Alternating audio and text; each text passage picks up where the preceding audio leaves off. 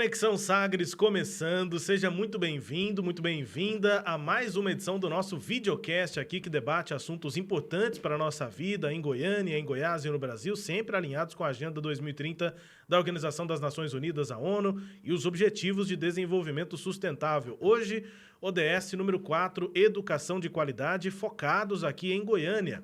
A gente recebe a equipe, digamos assim, né? Lideranças da Secretaria Municipal de Educação aqui da capital. Comigo, Rubens Salomão, e comigo também, ao meu lado, parceria sempre do Samuel Straioto. Tudo bem, Samuel? E aí, Rubens Salomão, tudo jóia? Jóia, firme e forte para mais um Conexão. Um abraço a você que está ligado aqui na nossa programação. Sejam todos bem-vindos. Educação, como o Rubens disse, é o nosso tema de hoje. Convidamos você a acompanhar essa discussão e também compartilhar o nosso conteúdo aqui do Sistema Sagres. É isso. E comenta também, né, nos nossos posts aí referentes a essa edição e, claro, aqui no YouTube. Tem a caixinha de comentários aí para você repercutir o que a gente afirma, comenta aqui nessa edição do Conexão Sagres. E a gente recebe hoje aqui no estúdio, na mesa do Conexão Sagres, o secretário municipal de Educação, Rodrigo Caldas, e a superintendente de gestão da Secretaria Municipal de Educação, a SME, Clarislene Domingos. Primeiro, Clarislene, obrigado pela presença aqui com a gente no Conexão, conhecendo também a nossa estrutura. Bom dia. Bom dia, é um prazer estar com vocês, Samuel, Salomão. Estamos aqui realmente para trazer um pouquinho do que a Secretaria Municipal de Educação de Goiânia vem desenvolvendo, que é um trabalho árduo, e é um prazer estar com vocês aqui nessa manhã. Bem-vinda. Obrigada. Data da gravação, 30 dias de Rodrigo Caldas à frente da SME. Obrigado, secretário, pela presença. Eu que agradeço. Para mim é uma alegria muito grande estar aqui com vocês, rever os amigos, né? Samuel, Salomão, agradecer aqui a presença dessa parceira, dessa companheira aqui, a Clarislene, né? Nossa superintendente. A convidei para poder participar, porque se tiver qualquer pergunta aí que eu precisar dos universitários, ela vai estar aqui para me socorrer. A Clarislene que tem um tempinho aí na SME de trabalho, né, Clarislene? É verdade, uns 30 anos já de educação municipal. Mas ele está falando assim, mas ele consegue já responder, porque o Rodrigo é uma pessoa extremamente dedicada e tem trabalhado muito. Nesses 30 dias foi uma maratona. É a nossa primeira pergunta aqui, né, Samuel? É o nosso roteirinho. Claro que a gente pode e provavelmente vai sair do roteiro diante dos assuntos, mas o primeiro tema é exatamente esse, a agenda, né, Samuel? O secretário está tomando pé da secretaria, que é gigantesca, né? Deu tempo, secretário, já nesses 30 dias de tomar pé da coisa, ou ainda precisa muita coisa ser conhecida na Secretaria de Educação de Goiânia? Samuel, o maior desafio que eu já assumi na minha vida, tá? Eu já passei por 6 outras pastas muito importantes na cidade de Aparecida de Goiânia, aqui em Aparecida de Goiânia, né? A Sagres Estamos em Aparecida. Estamos em Aparecida de Goiânia. E agora eu estou com essa missão, né? O prefeito Rogério Cruz, né, me convidou, me deu a honra de estar à frente dessa tão importante pasta, né, que é a Secretaria de Educação da nossa capital, e eu sei que o desafio é muito grande. 30 dias não foi suficiente ainda, tá? Nós sabemos que, por mais que a gente tenha se esforçado nesses 30 dias, a gente ainda tem muita coisa para conhecer, muita coisa para a gente poder visitar. Nós temos hoje aproximadamente 400 escolas, nós temos 19 mil colaboradores que fazem parte, né, dessa estrutura, dessa cidade chamada Secretaria de Educação, né?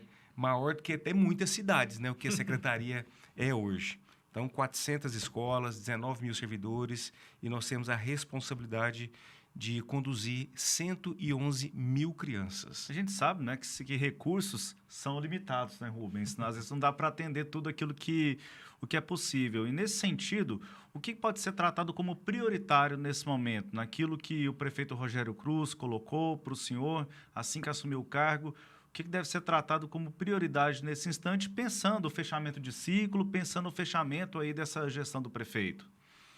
Essa gestão do prefeito Rogério Cruz foram feitos muitos investimentos, muitos. Todas as escolas esse mês foram reformadas, né? Foi feita uma ampliação muito grande até para poder ofertar as vagas, né? Tão ansiosas, né? Com tanta necessidade, né, que nós temos de ampliação com relação à educação infantil. Só esse ano foram ofertadas mais de 5 mil vagas.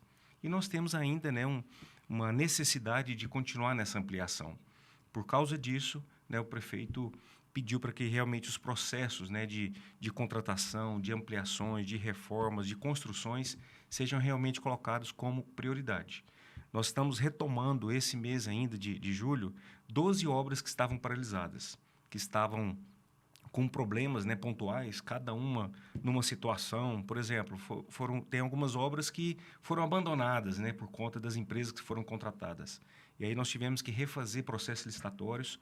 Então, esses 12 CIMEIs, a gente vai estar assinando, acredito que agora... Quais são eles? Aí eu vou ter que pegar aqui o auxílio aqui, porque eu ainda não Sim, sei claro, todos de claro. cor ainda não. Vocês vão me desculpando aí, Não, tá? sem problema.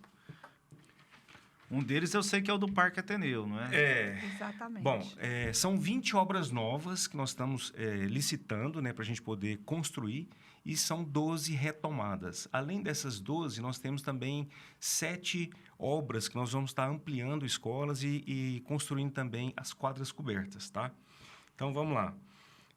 As obras que estavam paralisadas, né? O residencial Barra Vento, o residencial Mendanha, Parque Ateneu 2, Vila Santa Helena, Jardim Cerrado 7, Jardim São José, o Aristoclides Teixeira 3, Jardim Marilisa, tá? Inclusive o Santa Helena, desde maio que já foi retomada as obras, tá? As instituições que nós vamos estar construindo, as 20, Residencial Flamingo, São Domingos, Jardim Colorado 1, Residencial Grajaú, Jardim das Hortênsias, Conjunto Veracruz 4, Parque Eldorado Oeste 2, Residencial Alto do Vale 2, Residencial Itaipu 2, Tempo Novo, Jardim das Rosas, Alice Barbosa, Carolina Parque, Orlando de Moraes, Residencial Goiás Parque, Alto do Vale, Conjunto Primavera, Jardim Guanabara 2, Residencial Cátia e Campinas. Então, aqui nós temos 32 obras que nós vamos estar startando agora, né, para que a gente possa atender essa demanda, né, tão grande que existe aqui na nossa capital. Hoje nós temos aproximadamente 9 mil crianças que estão fora da rede, né, e é uma preocupação do nosso prefeito Rogério Cruz, né? Nós temos que realmente tentar minimizar isso, mesmo sabendo que na nossa capital nascem aproximadamente 30, 40 crianças por dia, né? Não param de chegar família de outras cidades, de outros estados, até de outros países, né, que estão em busca de melhores condições de vida. Então, a gente sabe que essa fila é uma fila crescente. Mas, diante desse desafio, nós estamos buscando outras alternativas. Esses 9 mil são soma de CMEs, educação infantil e também... Só educação infantil. Só educação infantil. Fundamental, hoje nós não temos déficit de nada, tá? E é importante dizer que, na educação infantil, nós temos uma divisão, digamos assim, que são as crianças em idade de creche e as crianças em idade de pré-escola. Hoje, Goiânia já atende a pré-escola, que é as crianças de 4 e 5 anos. Praticamente na sua totalidade. Então, as crianças de 4 e 5 anos são atendidas uma parte no CMEI e uma grande parte nas escolas, porque já é uma preparação para a alfabetização. Então, as escolas atendem esse público. E esse número que o secretário mencionou, de 9 mil, é a maioria crianças em idade de creche, que a própria LDB dá um tempo para os municípios para que eles possam ir adequando e aumentando essa capacitação e colocando essas crianças dentro dos CMEIs. E como é que funciona essa lista de espera? Qual é o critério, não é, para que essa fila possa andar e as pessoas saberem em que posição que elas estão na fila? A lista de espera ela é pública. Ela é feita através do site, né, da Secretaria Municipal de Educação. O pai entra, lá é bem autoexplicativo, ele se coloca a criança, faz um cadastro e coloca a criança naquele CMEI que ele desejar aguardar. A criança fica, o pai vê o local, a posição que ela está na fila de espera, e existe a fila prioritária. A fila prioritária é quando a mãe é mãe trabalhadora, ou é uma mãe carente que necessita de um atendimento com mais urgência. Então, essa fila prioritária também existe os requisitos para que a mãe esteja nela. Ela comprova que ela é uma mãe que trabalha, que ela tem realmente necessidade de colocar a criança dela, digamos que uma prioridade maior. E aí, para isso também, a gente vai chamando as crianças da fila prioritária. Aí essa fila de 9 mil, ela com essas obras vai ser zerada? Não, na verdade, com essas obras, nós temos a expectativa de estar ofertando aproximadamente 6 mil vagas.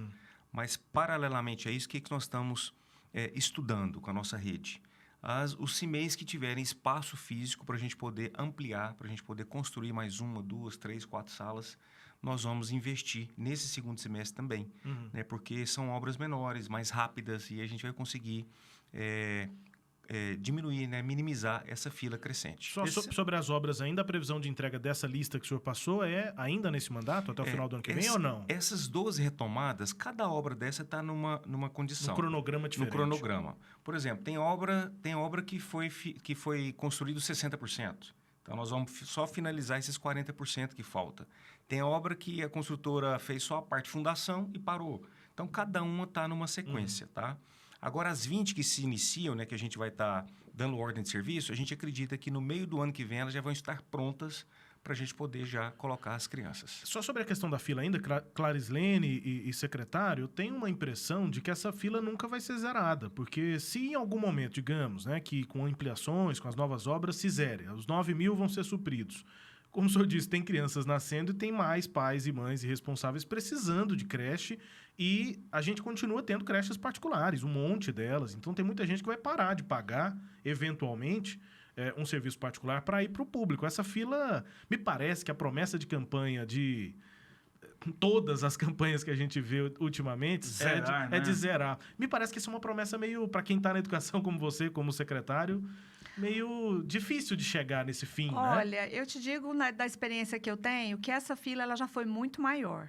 Tá. Então, se ela pode ser diminuída, claro. Se nós pensarmos que há um tempo atrás essa fila era de quase 20 mil crianças e hoje nós estamos com 9 mil, então é possível, eu não digo zerar num tempo muito rápido, mas é possível sim diminuir de forma bastante intensa esse número de crianças. Uhum. Porque a rede municipal ela vai crescendo também. E as crianças que estão hoje, se a gente pensar que tem outras nascendo, mas essas também estão crescendo. Claro, tem um então, prazo. uma vai deixando a vaga para outra. Então, essas 9 mil crianças, elas também podem ser atendidas, porque essas que estão vão saindo. Uhum. Hoje nós atendemos mais de 23 mil crianças no CEMEI. E lembrando que o CEMEI é um atendimento em tempo integral. Não é aquela criança que fica meio período na escola. A criança ela chega às 7 horas da manhã e ela só sai às 6 da tarde, 5h30, 6 horas da tarde. Então, é um atendimento integral. É diferente do atendimento parcial, porque um atendimento parcial, se você atende 100 crianças de manhã, você atende 100 à tarde, você atende o dobro. No atendimento integral, não. Você atende 100 crianças o dia inteiro. Uhum. Então, esse atendimento é muito mais completo. Goiânia, hoje, poderia zerar a fila de espera se ela resolvesse atender parcial, porque a lei não fala que a gente tem que atender integral. É por essa razão que no ensino fundamental não tem o déficit e na pré-escola aí sim tem o déficit. É justamente por esse atendimento parcial e integral? A opção de Goiânia, desde o começo do atendimento das crianças em educação infantil, foi pelo atendimento integral. Porque o atendimento da criança pequena, ele não é só educacional, a gente sabe que ele é social. Por quê? Porque essa mãe precisa trabalhar e ela não tem com quem deixar essa criança. Então, é uma questão aliada. Quando começou-se a atender em Goiânia, começou-se a atender em tempo integral. Uhum. Então, por esse motivo, a gente tem que ter muito mais tempo para poder conseguir zerar esse déficit dessa demanda. Já o tempo, a escola de normal, de ensino fundamental, nós também temos atendimento em tempo integral. Nós temos hoje 45 escolas que atendem em tempo integral, que é também, né, secretário, um pedido do prefeito que essa demanda, que esse aumento de escolas de tempo integral seja feito também, que é algo que a secretaria também busca, porque o atendimento integral ele é mais completo. A gente consegue dar um atendimento melhor para as crianças quando elas estão em tempo integral. Uhum. O senhor ia dizer algo, secretário? Só nesses 2 últimos anos, nós passamos de 35 para 45 escolas de tempo integral.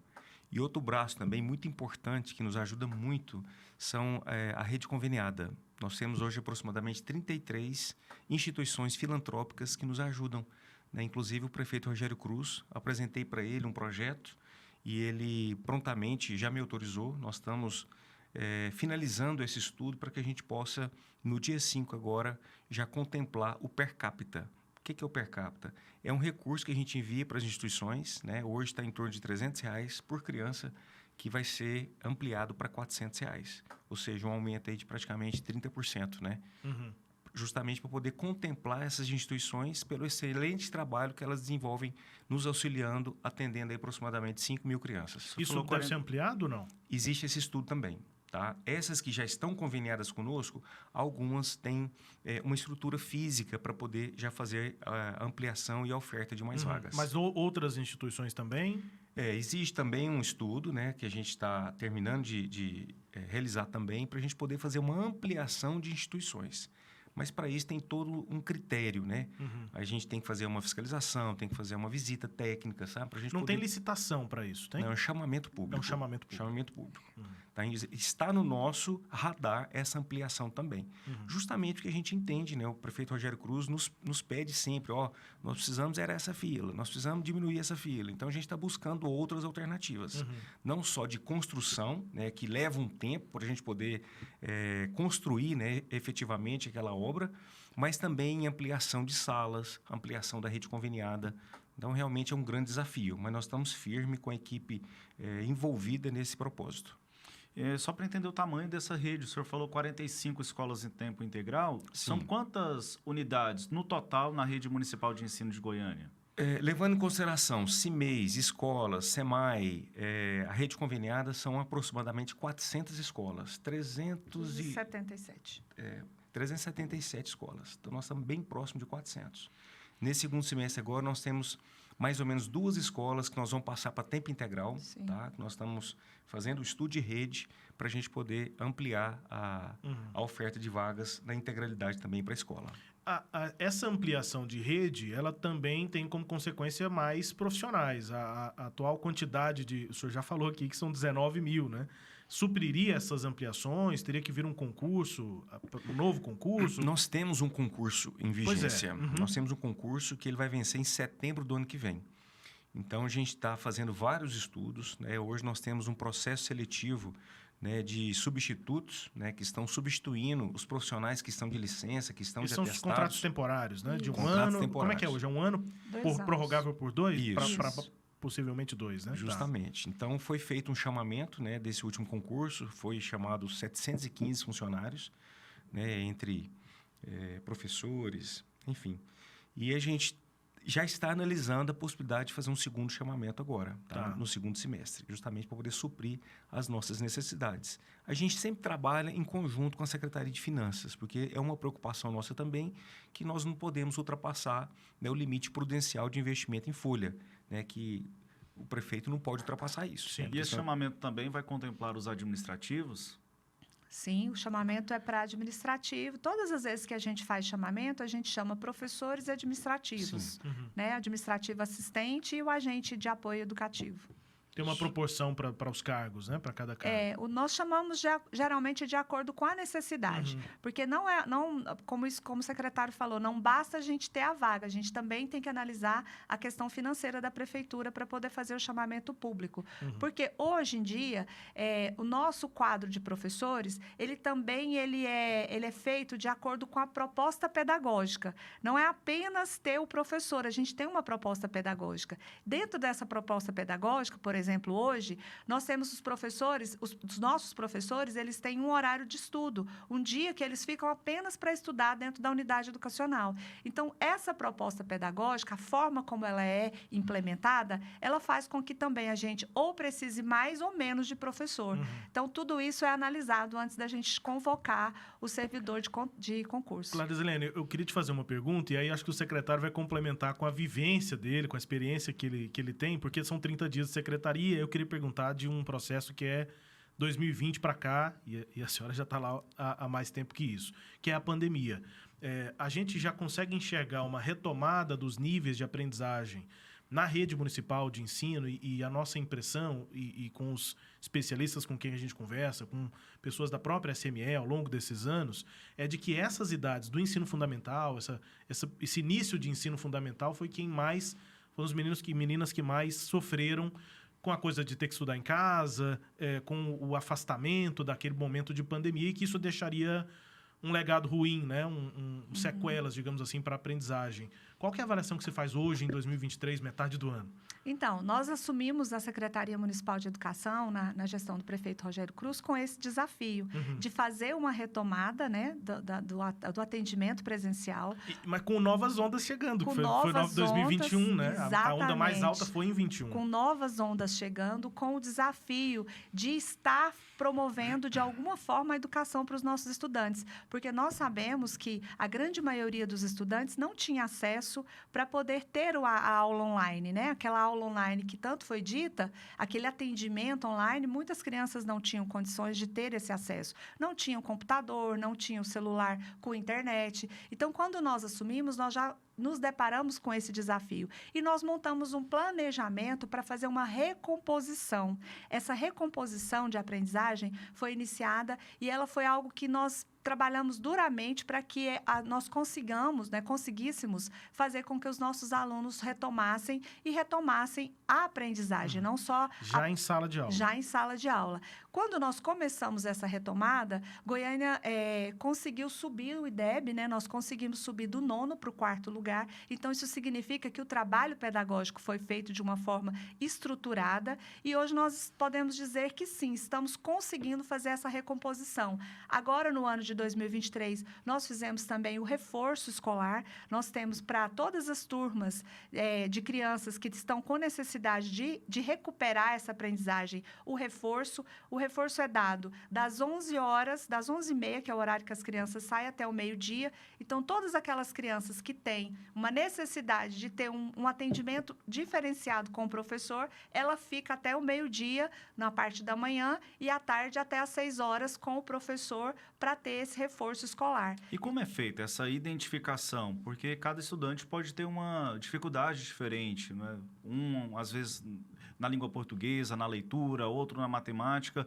Como a secretaria identifica a necessidade maior naquele estudante para auxiliá-lo nesse reforço? Através das avaliações, nós temos implementado um sistema de avaliações muito constante na rede. Esse sistema de avaliação permite dizer que o aluno está em qual nível de proficiência. Então, hoje nós usamos os níveis baixo, avançado, nível médio. Então, se o aluno, se o estudante está no nível que necessita desse reforço, ele é oferecido pela secretaria através desse atendimento. É uma preocupação, né, secretário? Porque não é como assumir a secretaria em 2019, ou 18 ou 17. Teve uma pandemia no meio do caminho, Sim. né? São desafios, né? Sim. E assim, essa avaliação do IDEB realmente mostrou que a secretaria, né, teve um cuidado, teve um olhar muito, muito importante, né, para esse ensino e aprendizagem. Né? E eu até agradeço, né, o prefeito me colocou com a responsabilidade de dar continuidade a um trabalho que foi implementado, né, há 2 anos e 4 meses atrás, 2 anos e 7 meses atrás. Então, sim, para mim, enquanto gestor, foi muito tranquilo, né? Está sendo muito tranquilo. Né? Então, não tem grandes desafios com relação ao ensino e aprendizagem, porque já tinha, né, uma política... Um trabalho em curso, né? Um trabalho já em andamento, tá? Então, os nossos desafios são outros. É dar continuidade a isso, é ter uma equipe motivada, né?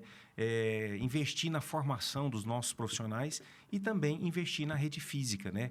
Essa ampliação para a gente poder realmente cuidar dessas crianças que estão fora, que é o maior anseio hoje da população, né? Que precisa de um espaço para poder colocar a criança, é isso, é a vaga. Então, nós vamos trabalhar, né, para ter uma equipe motivada, valorizada, reconhecida, mas também oportunizar novas vagas.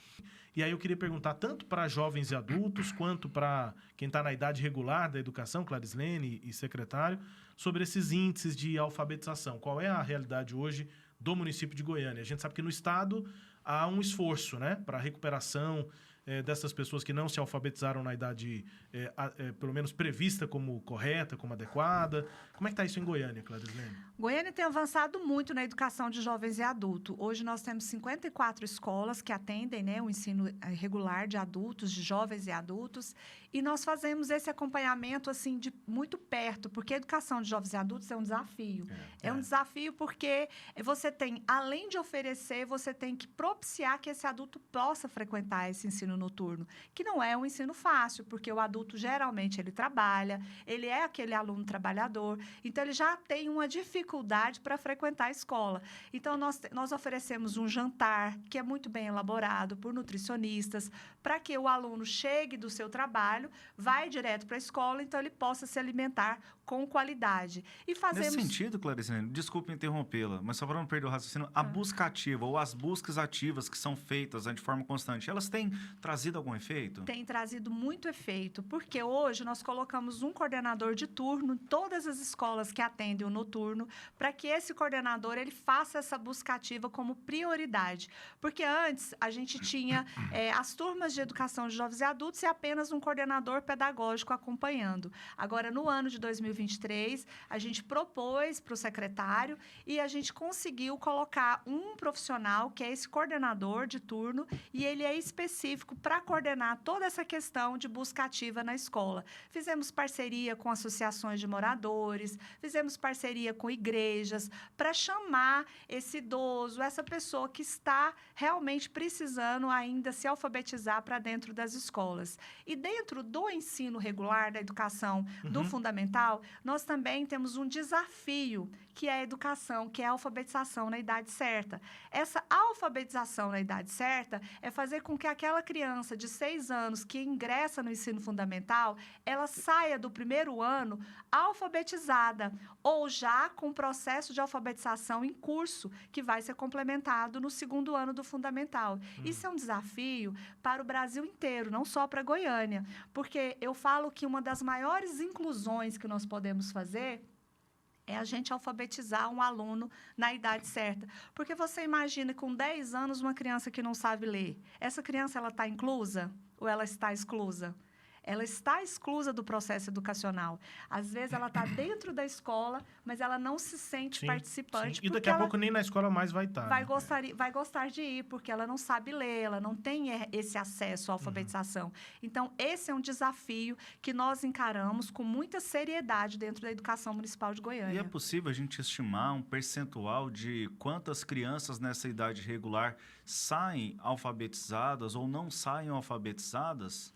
Olha, hoje a gente tem um trabalho muito de perto para que nenhuma criança saia sem alfabetizar. Então, eu digo a vocês que esses índices são muito pequenos.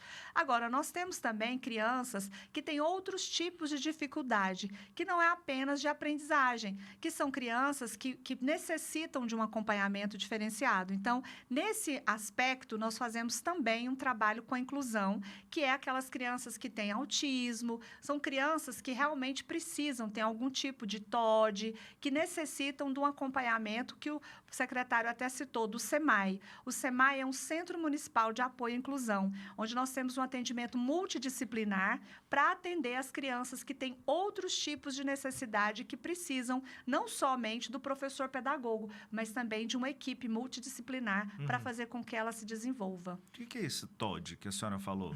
São alguns transtornos, né? O TOD é um dos transtornos que as crianças podem ter, os adultos também. Ele é um dos transtornos mentais que podem ser apresentados nas crianças. Como o famoso TDAH também. Como o famoso TDAH. Ontem eu tive a oportunidade, né? A Clara já foi lá várias vezes, eu fui lá no SEMAI, ali ao lado da TM3. E eu fiquei impressionado com a nossa estrutura física, com o trabalho que é desenvolvido lá. Inclusive, ontem nós identificamos que lá nessa instituição dá para atender mais ou menos 350 crianças. E nós estamos lá hoje com 200 crianças. Então, nós vamos fazer uma busca ativa também para a gente poder, né, completar, né, essa quantidade, né, para poder ocupar esses espaços que estão lá, que poderia estar atendendo outras crianças e, nesse momento, não estão. Né, Clara? Exatamente. Clarice, só voltar na questão do EJA. Minha mãe é professora, hoje não mais, ela está no integral. Hoje ela dá aula para criancinha. Ela sempre deu aula para adolescentes ou para EJA, adultos, né, para adultos e idosos, enfim. Então, ela tem eu particularmente, acabo tendo, por consequência, alguma vivência com essa questão do EJA ao longo de muitos anos. E eu, pelo menos, sempre vi acontecer de faltar aluno, né, dessa questão da busca ativa e tudo. Trabalha durante o dia, não aparece mais, tinha um aluno, não lembra do seu fulano, a dona fulana não está vindo mais. Aí cada um vai sabendo da vida particular até do aluno, da aluna. Só que essa falta de alunos vai fazendo com que muitas vezes não se tenha mais justificativa, prática, para a manutenção de unidades de EJA. E aí a coisa parece que vai minguando, como se diz, né? Vai faltando unidade, vai faltando aluno, e daqui a pouco essas pessoas continuam analfabetas, são tanto funcionais quanto não, aquelas pessoas também que nunca foram para escola. Qual é a realidade hoje, assim? Você citou o número de unidades que tem EJA. Isso. Tem um processo, assim, de essa unidade está quase fechando porque não tem mais aluno? Como é que está essa Hoje essa nós estrutura? estamos Assim? evitando fechar escolas pela questão de aluno. Porque Nós tem uma questão financeira nós que temos é uma questão financeira que é impositiva. responsabilidade, né? O secretário, o prefeito, eles são responsabilizados se eles deixarem uma escola com 10 alunos, com 15 alunos.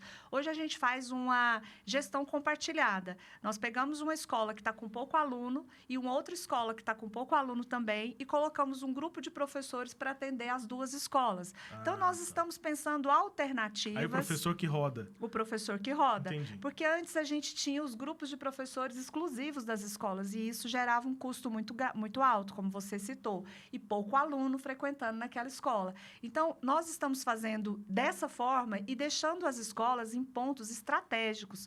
O que são pontos estratégicos? Escolas bem localizadas, onde tenha ponto de ônibus, fácil acesso, para que esse aluno possa estar, né, indo na aula. E não Na minha região lá, Zona evadindo. Leste, é perto do Eixão, né? Porque aí o pessoal tá Exatamente. voltando do trabalho, de onde tiver, tá no Eixão, para... Antes de chegar em casa, vai para a escola. Exatamente. Então, você, um filho de professora, sabe bem.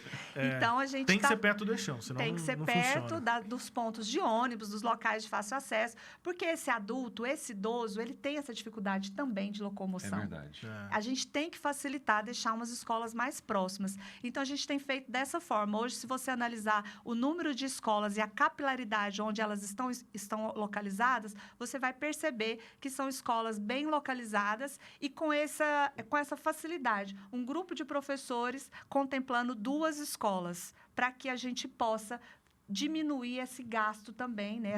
Esse investimento, que também é responsabilidade do gestor público. Vários pontos que nós tratamos aqui, não é, Rubens? Nesta segunda parte do Conexão de hoje, também no primeiro bloco, estão no Plano Municipal de Educação. Esse plano a lei é de 24 de junho de 2015 e tem um período de vigência de 10 anos. Isso. Agora já estamos aí aproximando do final desse período do plano de educação.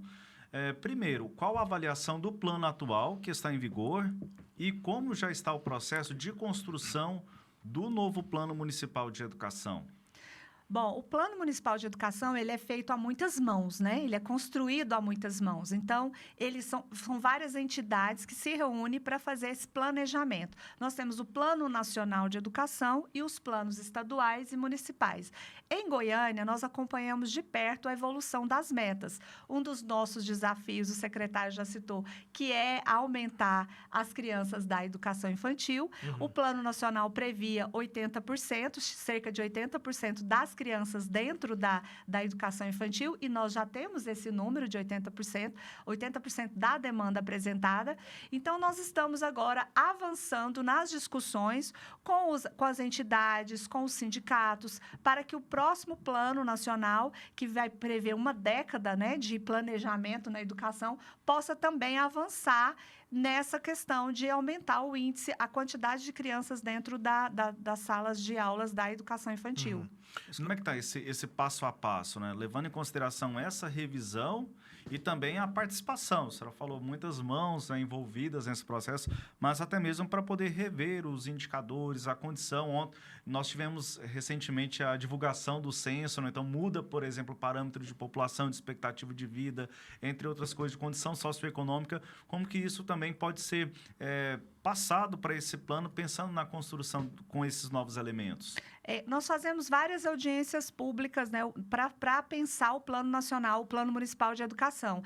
Ainda não começamos as audiências para esse assunto, mas eu penso que o Conselho Municipal de Educação, que é o órgão que puxa essa tratativa, deve estar nos próximos meses começando a fazer as audiências públicas para ouvir tanto a população quanto as entidades para poder fazer as novas metas do plano. O nacional é ano finalizado em 4, né? 2014 para 2024. Então, em 24, o Congresso tem que aprovar um novo plano nacional. Exatamente. O municipal é 5, né? 2025. Isso, 2025. Então, é provável que geralmente isso, ao longo de depois 24... do nacional, Geralmente, o plano nacional, ele geralmente dá os indicadores que os municípios têm que seguir. Então, a gente geralmente participa dessa construção do plano nacional e depois a gente faz nos próprios municípios. Mas não pode diferenciar muito, tem que ser mais ou menos...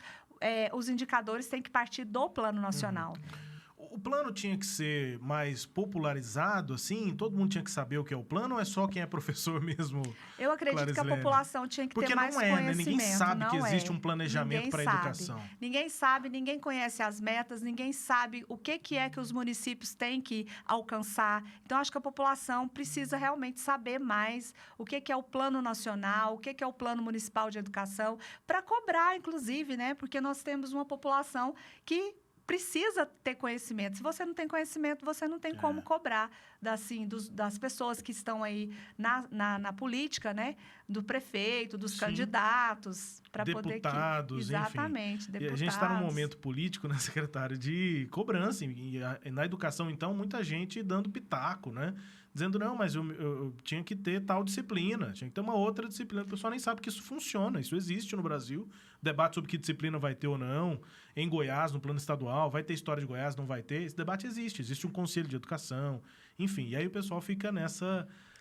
até às vezes, né, Clara, até com certa perseguição a profissionais da educação, como vocês fossem doutrinadores de um lado ou de outro e tal. Não, esse debate ele existe, democraticamente, inclusive, né? Exatamente. As pessoas precisam entender que existe um currículo, né? E esse currículo, ele é posto a nível nacional. Esse currículo não é inventado pela cabeça dos professores.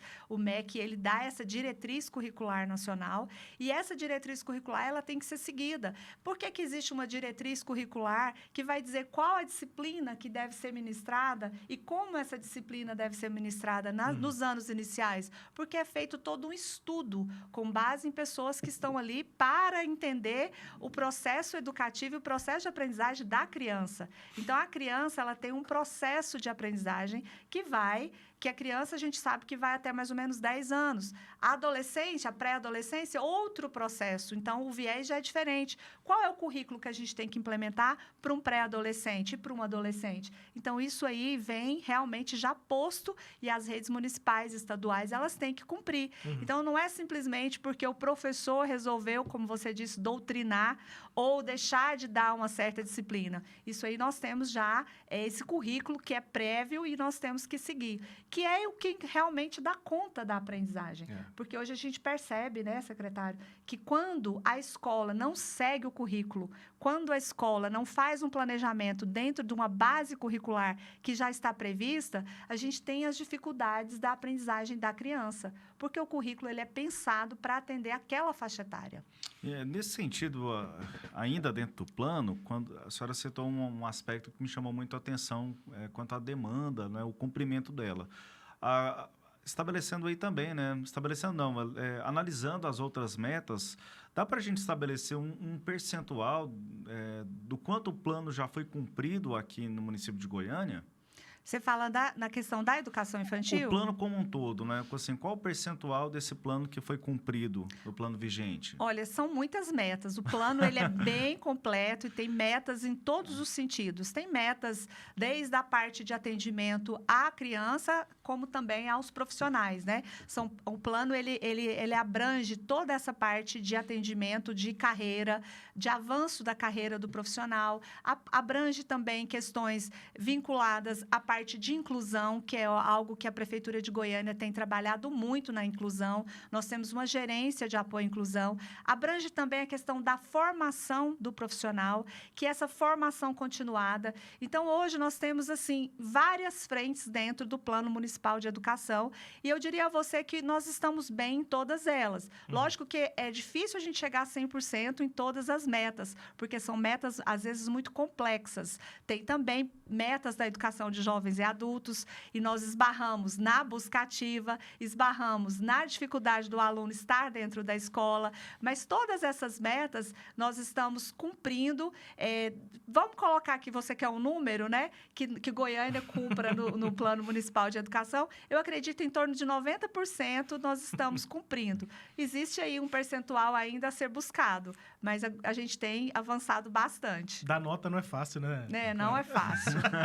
Educação não é algo assim tão simples de você quantificar. Matemático mesmo. Secretário, numa questão política, né, a SMS sempre teve um relacionamento, em muitas vezes, atribulado com a categoria, com os professores, com o Sintego, eu vou dizer recentemente, mas já deve ter uns 10 anos, talvez mais, tem mais de 10 anos, tem 11 anos mais ou menos, que se criou um outro sindicato que é informal, mas que com uma postura mais, como eu diria, mais agressiva, combativa, né? Que foi o Sinced, invadiu o plenário de Câmara Municipal, enfim, mas o próprio Sintego também já organizou greves em Goiânia.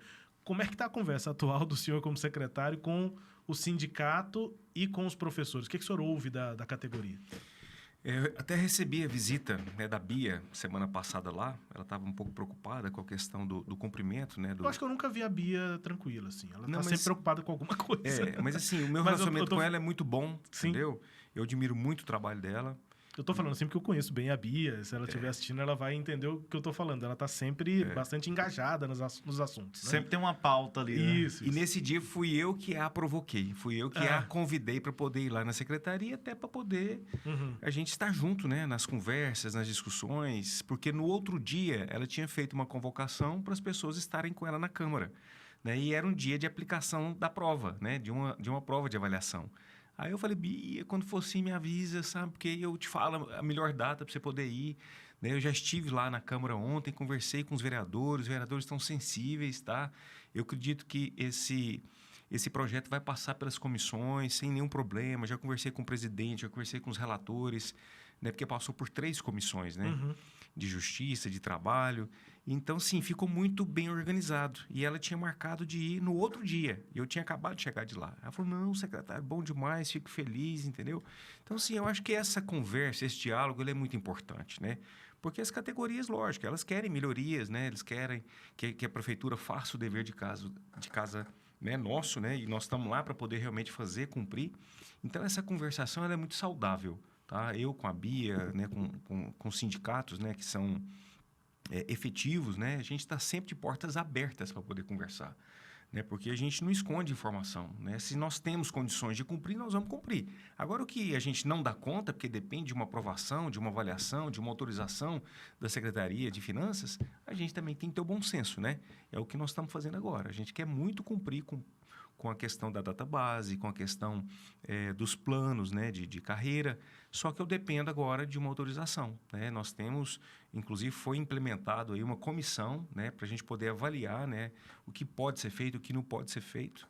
Né? Já foram 2 reuniões, né, Clara? 2 reuniões. Eu já estou pedindo agora a 3ª reunião, né, com os membros da comissão, para a gente poder agora dar um passo forte, firme, para a gente poder contemplar também o administrativo. Porque tem um ponto que os professores, eu repito aqui que sou filho de professor, né, tem um ponto sempre repetido, que é o fato de que se investe em obra, em estrutura, mas tem que se investir também no pessoal. Só para fazer uma observação, e aí vocês, claro, respondem, não foi nem uma pergunta, mas comentam esse tipo de provocação que se faz, né? Mas só para esclarecer, para quem está nos acompanhando aqui, YouTube, enfim, na TV, talvez não saiba de quem nós estamos falando, mas Sintego, Sindicato dos Trabalhadores e Trabalhadoras em Educação do Estado de Goiás, representa também os daqui de Goiânia, e as daqui de Goiânia, são muitas professoras, né, e servidoras. E a Bia de Lima é a presidente do Sintego, que foi eleita também deputada estadual no ano passado, 2022, deputada pelo PT. Agora, é importante a gente lembrar, com relação a essa questão da valorização, que historicamente Goiânia pagou no final do ano passado um bônus, né, uma ajuda de custo. Então, assim, são vários avanços que a gente tem conseguido na atual gestão para a questão dos professores e dos trabalhadores em educação, né? Sim. Esse bônus, essa ajuda de custo, inclusive, ela foi algo que, para a maioria dos servidores, foi o dobro do seu salário, né? Então, nós tivemos aí R$4.000 para professores de 30 horas e R$8.000 para professores de 60 horas. E os servidores administrativos receberam todos em torno de R$2.000. Então, foi um bônus que ajudou muito ao final do ano passado, e a intenção da gestão, né, secretário, é que a gente mantenha um bônus também nesse ano. Sim. Com algumas implementações que o secretário vem para fazer. Eu acho que é muito interessante mesmo a gente valorizar, né, uma equipe, né, a gente ter uma equipe motivada. Eu falo que um profissional, quando ele está se sentindo valorizado, reconhecido, ele dá aula debaixo de uma árvore, debaixo de uma tenda, se for preciso, entendeu? E realmente o que acontece na nossa rede é isso. Né? Diante de tanta dificuldade, eles se esforçam e entregam, né, o que foi proposto, o que é pedido pela rede. Então, essa questão do bônus, eu tenho uma simpatia muito grande, né? Eu acho que realmente é merecido, porém, nós vamos criar alguns critérios, né? Eu sou a favor da meritocracia. Então, se nós temos professores, né, a equipe administrativa que realmente veste a camisa, que ajuda a rede a entregar, né, o que foi proposto, eu acho que nada mais do que justo aquela pessoa receber o bônus ao final. Que critérios que a gente pode destacar, por exemplo? Questão de assiduidade, eu acho que é uma coisa muito importante, sabe? Porque ao final do ano passado foi pago para todo mundo. Né? Então, não houve um critério, né? Todo mundo recebeu, independente se trabalhou mais, se trabalhou menos. Então, eu quero realmente valorizar quem veste a camisa. Tá? Então, esses critérios nós já estamos desenhando, nós já estamos pensando juntos com a nossa equipe para que, se sobrar o recurso, né? Porque tem que ser aplicado 25%, então, nós temos que gastar todo o recurso de educação da maneira correta. Né? Até para a gente não colocar o prefeito numa situação complicada, dele ficar inelegível. Claro, né? claro. Então, sobrou um recurso, né? A gente não precisou investir em outra coisa, nada mais do que justo a gente bonificar os nossos parceiros da secretaria. E nessa questão de atendimento aos professores, o piso nacional, ele é anunciado no início do ano. Sim. Por que há essa distância de tempo entre aquilo que é anunciado, né, pelo Ministério da Educação e para o período de pagamento? Não é? Está sendo agora. Até queria que o senhor pudesse detalhar para a gente também como foi esse acerto, né, para pagamento dentro das condições da Prefeitura e o porquê há essa distância, não é, de janeiro até agora. Ou tem que chamar também quem está com a chave do cofre lá, que é Com o secretário de certeza, Finanças. com certeza. Tem essa questão, né, secretário? Inclusive, nosso secretário de Finanças, né, o Vinícius, ele tem feito um excelente trabalho, sabe? Ele tem realmente assim ajudado o prefeito a fazer os planejamentos. Então, esse ano específico, né, o prefeito fez um acordo, né, até com o sindicato, de pagar abril, a metade, né, do piso, né, de 15%, ele dividiu em 2 etapas, abril e outubro.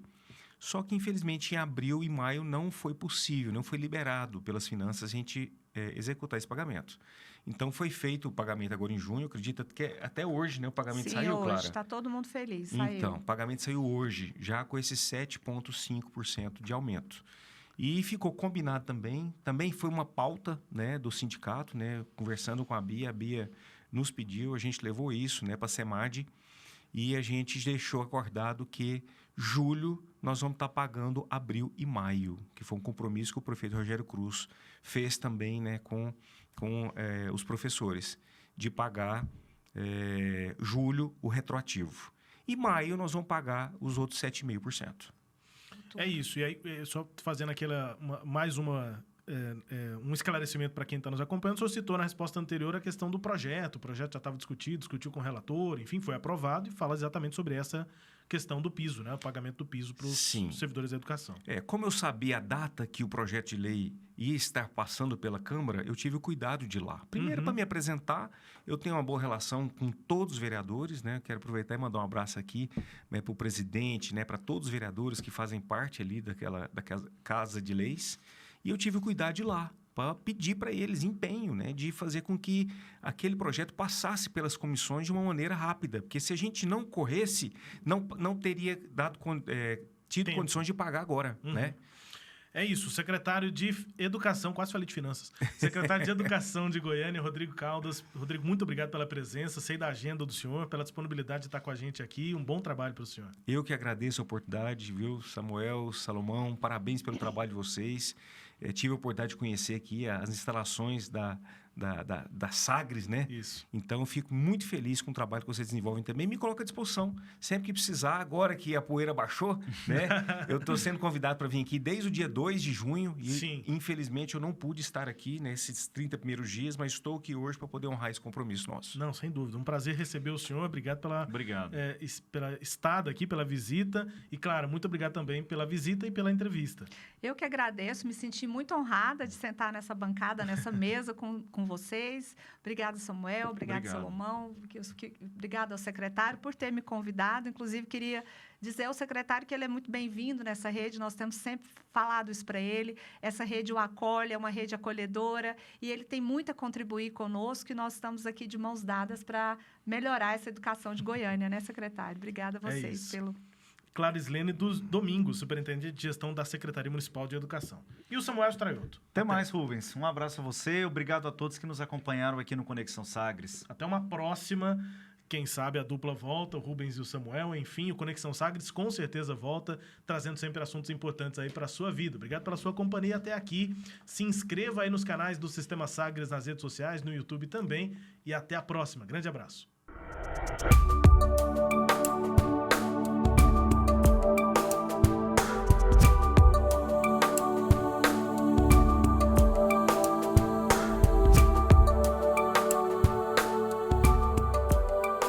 Conexão Sagres.